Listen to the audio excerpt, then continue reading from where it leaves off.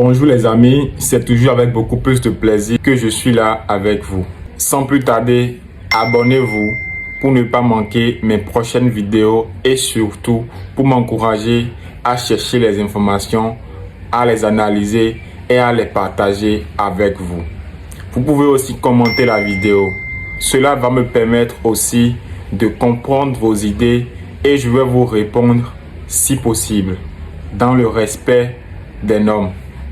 Alors, nous avons tous suivi avant l'élection du nouveau président américain ces affirmations qui disaient ceci: il allait finir la guerre en 24 heures.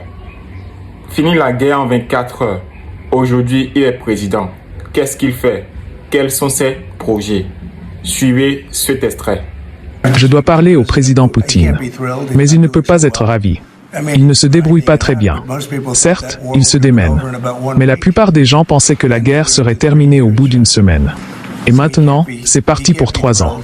Il ne peut donc pas être ravi. Cela ne lui donne pas une très bonne image. Zelensky veut conclure un accord. Je ne sais pas si c'est ce que veut Poutine. Peut-être pas. Mais il le devrait. Je pense qu'il détruit la Russie en ne concluant pas d'accord. Je pense que la Russie va avoir de gros problèmes. Il suffit de jeter un coup d'œil à son économie et à l'inflation. J'espère donc que je m'entendrai très bien avec lui. Et j'espère qu'il voudra conclure un accord. Des sanctions américaines contre la Russie? Oui, c'est possible. Sanctions ou tarifs douaniers? Je pense que le terme tarif est plus approprié, ça maintiendra le dollar plus fort. Je n'aurai d'autre choix que d'imposer des niveaux élevés de taxes, de droits de douane et de sanctions sur tout ce qui est vendu par la Russie aux États-Unis et à d'autres pays.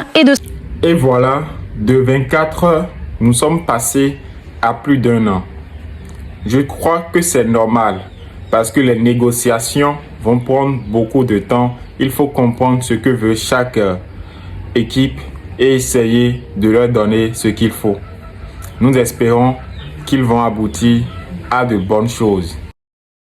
Je tiens à dire que la Russie n'a jamais refusé les contacts avec l'administration des États-Unis, et ce n'est pas de notre faute si l'administration précédente a refusé ces contacts. Avec le président actuel des États-Unis, j'ai toujours eu des relations professionnelles, exclusivement professionnelles, mais en même temps, je dirais, soit dramatiques, soit basées sur une certaine confiance. Je ne peux pas ne pas être d'accord avec lui lorsqu'il dit que s'il avait été président et si en 2020 on ne lui avait pas volé la victoire, alors peut-être que la crise en Ukraine qui a éclaté en 2022 n'aurait pas eu lieu. Cependant, il est bien connu que Trump, en tant que président, avait également imposé un grand nombre de restrictions et de sanctions contre la Russie, plus que jamais auparavant. Je ne pense pas que ces décisions correspondaient aux intérêts non seulement de la Russie, mais aussi des États-Unis eux-mêmes. D'ailleurs, Biden a repris le flambeau en imposant encore plus de restrictions, et les résultats sont connus. De nombreuses décisions ont été préjudiciables à l'économie américaine elle-même. Par exemple, affaiblir la puissance du dollar. L'interdiction pour la Russie d'utiliser le dollar, alors que nous ne nous sommes jamais refusés à l'utiliser, a été imposée par l'administration précédente.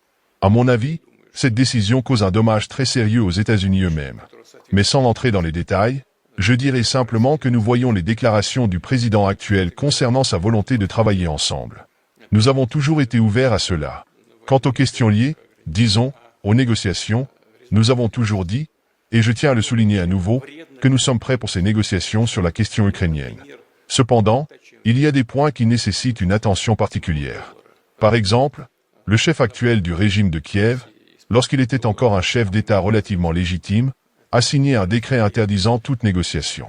Comment pouvons-nous établir des négociations si elles sont interdites? En ce moment, nous sommes dans les murs de l'université de Moscou. Par ma formation de base, comme vous le savez, je suis juriste, diplômé de la faculté de droit de l'université de Saint-Pétersbourg, ou plutôt de l'université de Leningrad à l'époque. Je peux vous dire que si des négociations commencent dans le cadre du système juridique actuel, elles seront, techniquement parlant, illégitimes. Cela signifie que les résultats de ces négociations pourraient également être déclarés illégitimes. Le régime actuel de Kiev reçoit volontiers des centaines de milliards de ses sponsors, excusez l'expression familière. Pour la simplicité des expressions populaires, comme on dit chez nous, ils dévorent avec plaisir ces centaines de milliards en échange de promesses, mais ils n'ont aucune hâte à suivre les instructions de leurs sponsors. Et nous savons qu'il y a de telles instructions. Ils ne se précipitent pas non plus pour annuler le décret interdisant les négociations.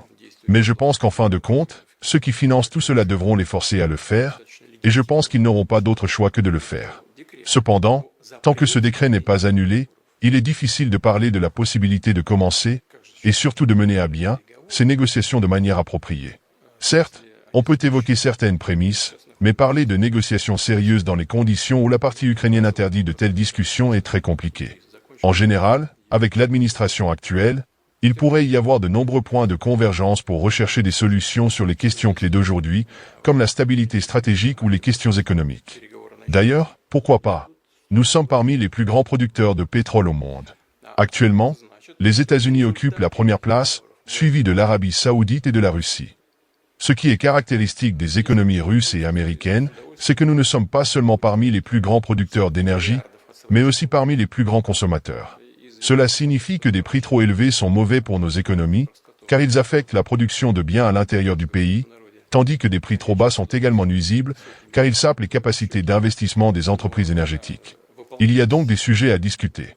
Il existe également d'autres questions dans le domaine de l'énergie qui peuvent être d'intérêt mutuel.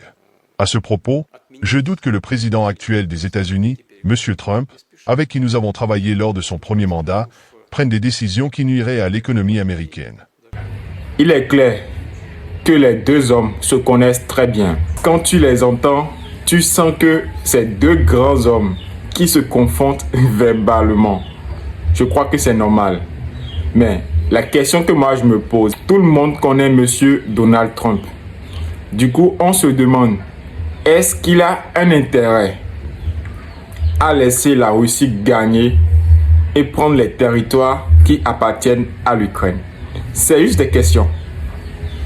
N'est-il pas préférable pour lui de voir la Russie perdre? Est-ce qu'il serait prêt, si la Russie décide de ne pas lâcher l'affaire aussi vite, sans qu'on ne lui accorde tout ce qu'elle veut?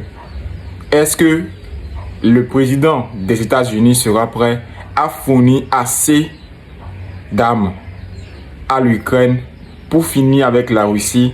Est-ce que l'Ukraine est en capacité physique, psychologique et émotionnelle de finir avec la Russie, même si on lui octroie toutes les armes nécessaires? Ou faudra-t-il déporter des hommes appartenant à d'autres nations sur le terrain afin d'affronter la Russie? À ce stade, il est clair que la guerre va se généraliser parce que M. Poutine ne se laissera pas faire.